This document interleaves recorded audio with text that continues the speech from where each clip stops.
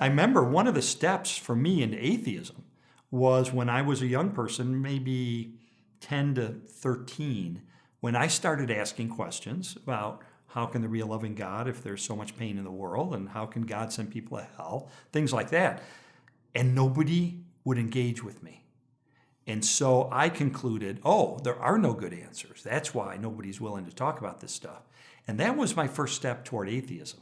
And so I try to encourage questions. It's part of who I am, but I try to, with my children and my grandchildren. And I think one of the worst things we can do when a young person begins asking questions is kind of shut them up. Because it's like a nightmare. You know, when you wake up from a nightmare, you're kind of sweating and nervous, and your heart's beating fast, and you go, and somebody asks you, what was it about? Oh, well, there was this monster, and he came out of the closet, and then you start to laugh, and you think, well, it was a stupid dream. Well, if you hold in that dream, if you don't talk about it, it continues to have power over you, and it grows, a monster grows inside, and it can erode your faith. But if you talk about it, it loses its power over you. And, you know, I think there are good answers to questions of life, that Christianity does provide solid answers to these tough issues. But we got to engage with it. And that's why I think with young people, the worst thing we can do is try to ignore or suppress their questions. The best thing we can do is say, let's sit down and talk. And we might not get an answer today at this one moment, but maybe we could read a book together, or we could check out this website or whatever and discuss it. I mean, it's ironic that you're also known as a man who has a lot of answers. When can you recall back when the person who was asking all these questions suddenly found themselves confident to begin to give answers?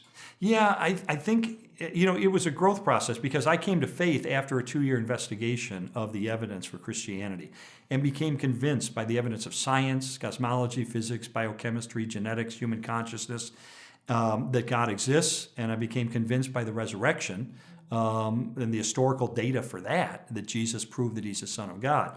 So that was kind of my journey. And so I was kind of pre-wired to try to help with people with questions and get answers. But I remember as a new Christian where a scientist pummeled me with tough questions that I'd never thought about. And it kind of gave me spiritual vertigo, that sixth sense of, well, maybe he's right. Maybe I didn't check this out enough. You know, those are tough questions, you know. But I said to him at the end, I said, sir, you raise a lot of good questions, but I don't think you're the first person in 2,000 years to destroy Christianity. Let me see if I can find some answers.